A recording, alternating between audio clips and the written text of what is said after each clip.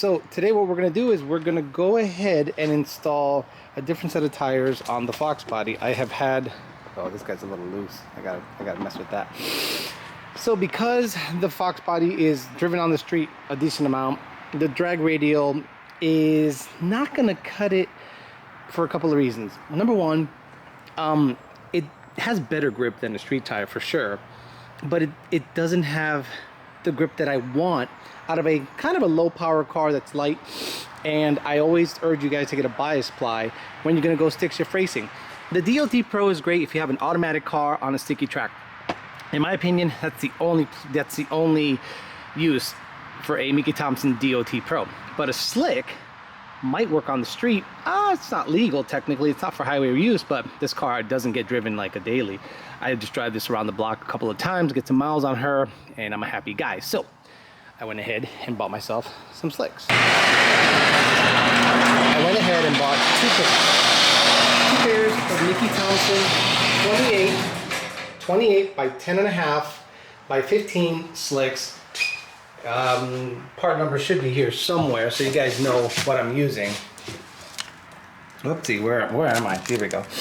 So that's what I'm using. I think it's a 3055S, which is a stiff wall slick. Again, not for highway use, because to be honest, I shouldn't be driving this car in particular on the street. That one, sure, you know, not a problem. But this one, I should not. Let's be honest. This thing, if it's going to be making over 1100 horsepower, not only should I not be driving it on the street, it should not be on a drag radial, especially because it's a stick shift car. A lot of you guys are worried about swaying. Again, swaying only happens when you have a regular size front runner, and this one is a skinny. Technically, if it was a bias ply, it'd be better, but it's not going to sway nearly as much if you have a 20-inch huge tire up front. So I'm going to show you what it looks like on the Fox body first, before and after, when it's all installed. And then I'll do the same thing on the GT500 if I'm not super tired. And basically we're just putting a new set of tires on today, and we'll see how they look on the car.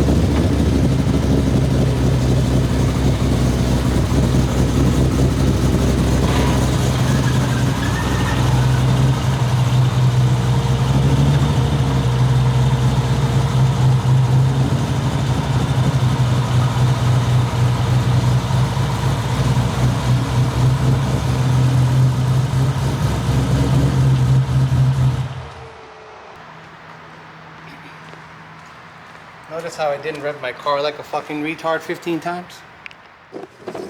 So I guess I'm gonna do it out here so I can bring the tires in the garage and have a lot of room to work with. Don't really want to bring the car in the garage, then have to deal with the lack of access. So, and the other thing is I'll lift it up by the rear end because it'll load the suspension, and when I put the tires on, it'll tell me where I'm gonna be rubbing.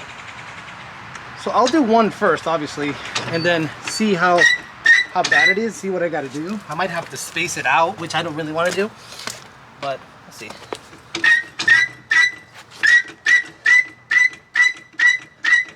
Yeah, from the rear end, it loads the suspension still, and I don't have to lift it up that high. I'll keep this guy in there. So we'll do one first.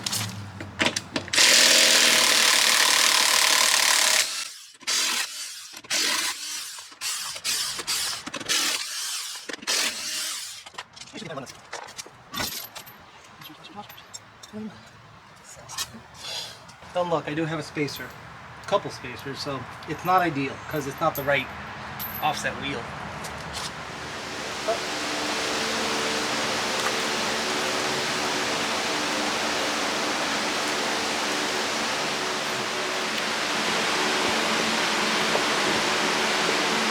let's start taking this guy apart.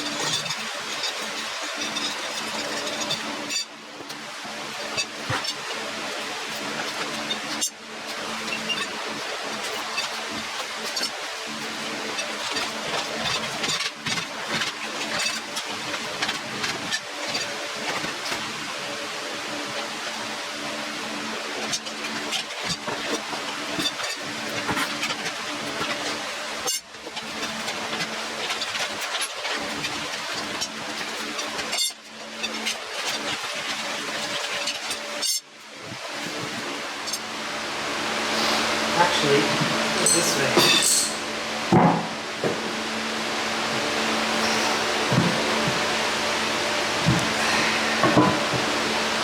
Like that.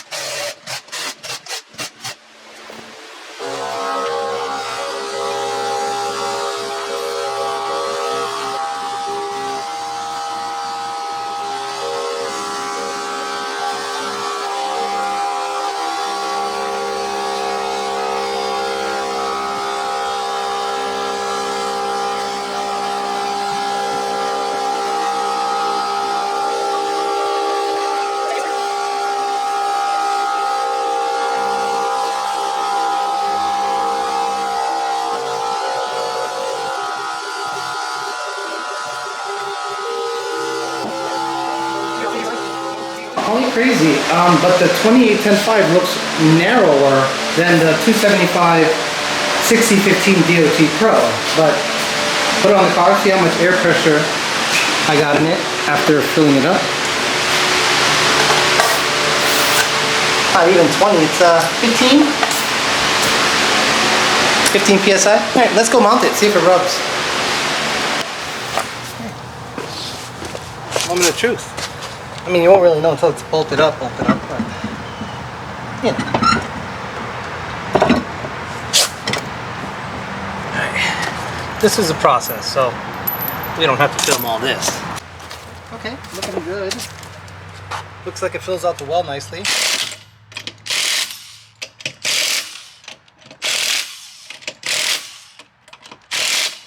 Take it out of gear and see if it actually turns and doesn't run.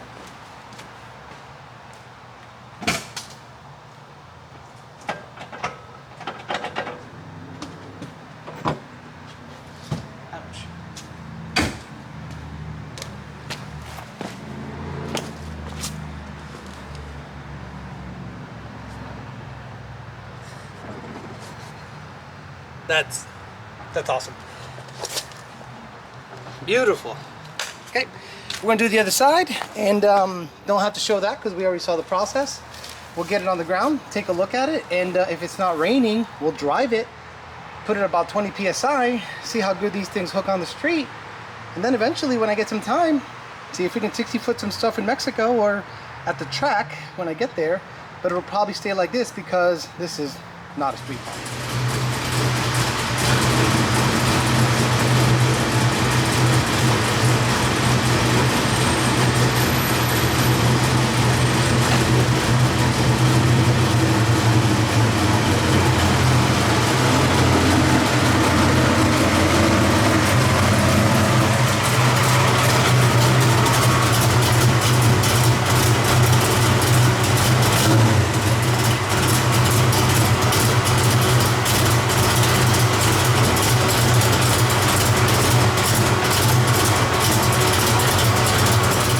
There you have it, that's what they look like mounted.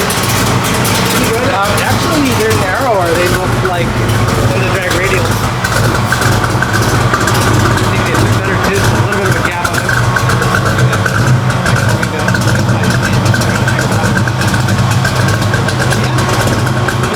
So, of course, once I was mounting them, it was starting to rain, so I won't be doing shit until it stops raining. But looking good. Let's see if I can this afternoon go out there and drive it. Okay, it rained a lot yesterday, but it's a little better today. Right after I put the tires on, it started to rain. So about 17 psi on the back. After the burnout, it'll probably come up to 18, or after I drive it a little bit. So gonna go out there and try to do some 0 to 60 and 60 foot. Do about 3 hits semi-locally so I don't get stranded out there in case something goes bad.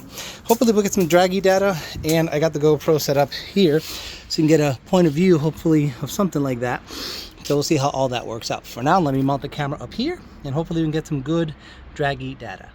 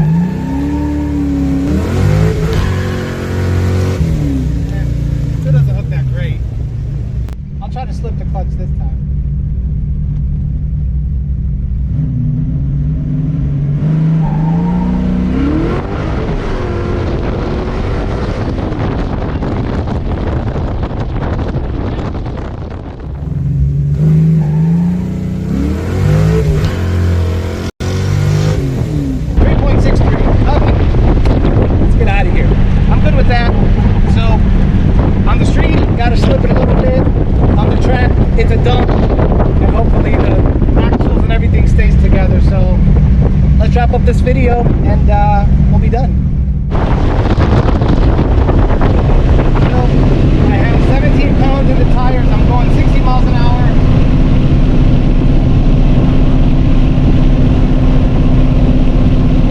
Because the front tires are skinny, it's not gripping, causing any sway.